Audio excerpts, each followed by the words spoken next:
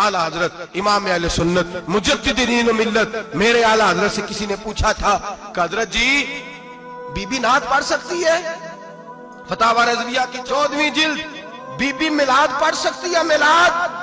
आला हजरत ने फरमाया अगर बीबी मिलाद पढ़ रही हो, नात पढ़ रही हो और उसकी आवाज गैर महरम के कानों तक जा रही हो, फरमाया उसे सवाब नहीं होगा, उसे हराम काम करने का गुनाह दिया जाएगा। बीबी को मना है, वो नात की आवाज भी औरत का ही नहीं पढ़ता, दीन में तो औरत की आवाज का भी पढ़ता है। दीन में तो औरत की हजरत सैयदा ज़ैनब, हजरत फातिमा की वो लख्ते जिगर जो मैदान करबला में इमाम हुसैन बराबर की शरीक रही सैयदना इमाम हुसैन के साथ। याह्या बिन मोइन कहते मैं 15 साल तक हजरत ज़ैनब का पड़ोसी रहा हूं। 15 साल। घर बराबर होता है ना, बंदा बीबी देख ही लेता है। वो बीबी कभी पर्दा डाल के जा रही है दवाई लेने, कभी नजर आ ही जाती है। कहते 15 साल में सैयदा फातिमा की बेटी का पड़ोसी रहा हूं, मैंने कभी बुरके में छुपी हुई ज़ैनब भी नहीं देखी। बुरके में छुपी हुई ज़ैनब भी कभी नहीं देखी। हजरत अब्दुल्ला बिन जाफर तैयार जनाबे अली मुर्तजा के भाई थे, उनके बेटे के साथ इनका निकाह हुआ था, बीमार हो गई तो हजरत अब्दुल्ला कहने लगे ज़ैनब चल तुझे हकीम के पास ले जाऊं, तबीब के पास ले जाऊं।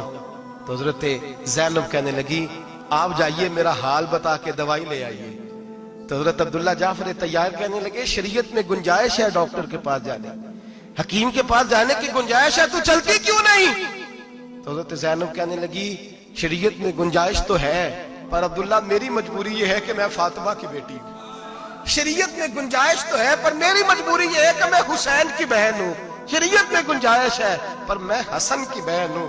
शरीयत में बड़ी गुंजाइश है पर लोग मुझे मोहम्मद अरबी की नवासी कहते हैं। गुंजाइश तो है पर मैं नहीं ना निकल सकती, इसलिए कि जितना कोई अपने आप को दीन के करीब जानता है उतना उसके पैरों में शरीयत की जंजीरें ज्यादा होती हैं। तो जनाब सैयदना अब्दुल्ला कहने लगे अगर तू पर्दा कर गई, अगर तू चली गई, तो फरमाने लगे ये तो अल्लाह की मशीयत है, तू दवाई ला दे ताकि मैं खा लूं, और अगर मैं चली गई तो मैं अपनी माँ से जाके कहूंगी कि अम्मा सारी तकलीफें मैंने छाती पे बर्दाश्त की हैं पर मैंने तेरे पर्दे पर आंच नहीं आने दी।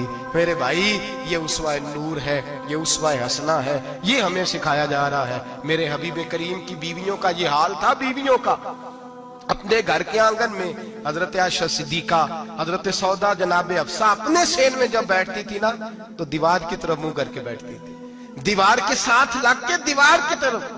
बीबियां अपने घर के अंदर भी दीवार की जानब मुंह करके बैठती थी। लोग पूछती, बीबियां पूछती कि अपने घर में भी दीवार को मुंह करने का मतलब?